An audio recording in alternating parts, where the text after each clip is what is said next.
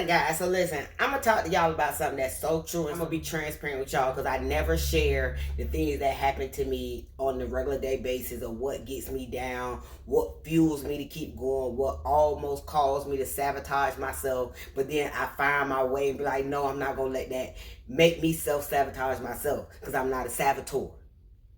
When you have the power and the ability to see something that God placed on your brain, your spiritual eye, as my mentor calls it, and you able to see your dreams and goals happen before they happen, so you kind of know what processes to take and what ways to go and what to, I'm gonna say, maneuver and dodge around.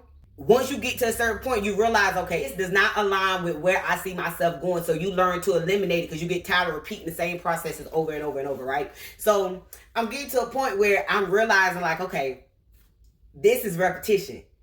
This is a test with different things that come my way. And I'm tired of going through the bullshit. So that means I need to be able to see through it, veer through it the right way so I can pass that test and move on. So I'm saying all this to say, you're going to have times when people come in your life and they project stuff onto you because they didn't have the willpower to do the work. Or they're going to project stuff on you because they just don't see or have grown to elevate to the level where you have grown to elevate. And it's times that we're going to want to include them in our vision and bring them in on our vision, and they're not meant to be there. And you will learn that when something take a quick halt or it keeps happening, but God, you learn now that God is testing you to see if you have grown to know when to veer around and not go through the BS again.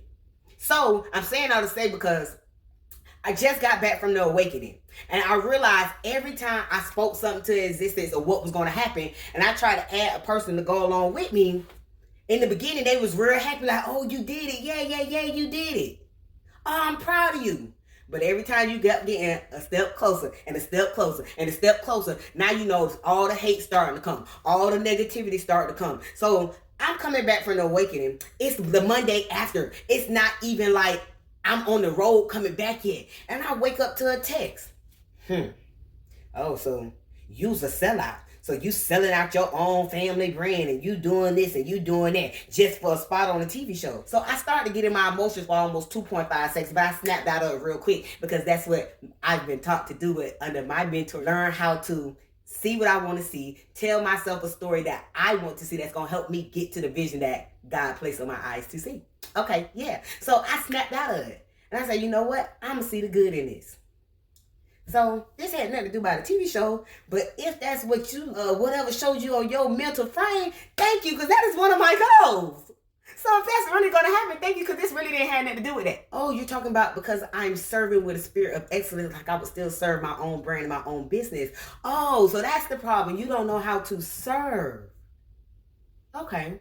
Then they went into, you wouldn't be there if I wouldn't have prayed for you and I wouldn't have this. Wait a minute, baby. I know how to pray for myself. You didn't, we might have prayed together, but this was in the beginning when we were supposed to do this together. Like I knew first start last year that the position that I was in, coming out of a breakup, coming throughout all that fighting depression, I knew to get my coach attention, I didn't have the money to pay to be in the rooms that she was in yet. But I knew if I knew how to transform my body, I could get her attention. So that was my first plan. And I evolved her in on that plan because she was my business partner. So I'm like, look, maybe God put us in each other's life because even though I'm fat right now and you fat right now, we ain't got to stay fat.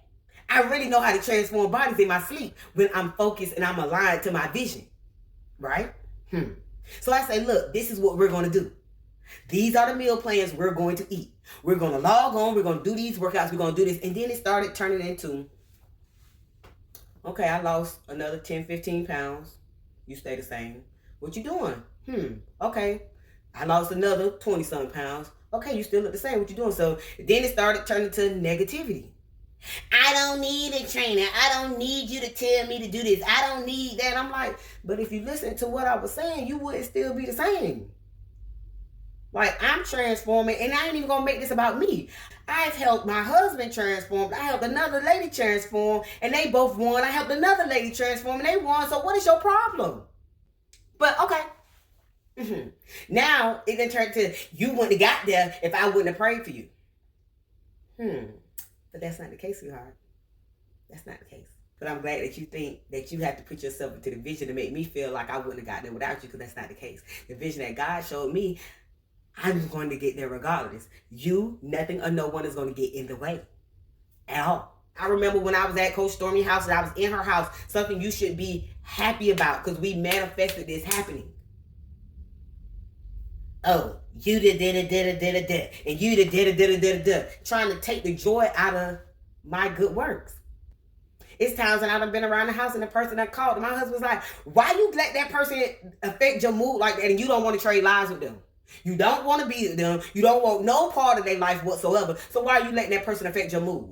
And it made me think like, you're right, baby. You're right.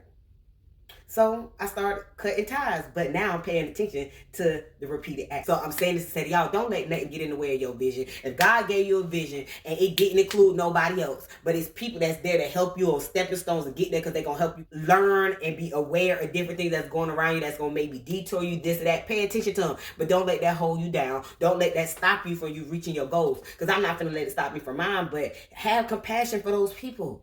Them people, they got to be going through something. Have compassion for them. And do them like a rear view mirror. Chuck them and do some in the back. And keep going on your goal. Don't. Either way it goes, you're going to make it there. Just don't get distracted. Don't let no detours, don't let nothing throw you off the vision that God placed on your spiritual eyes. Work for it. Grind for it. I'm talking about everything you do it with a spirit of excellence. And suddenly it will appear.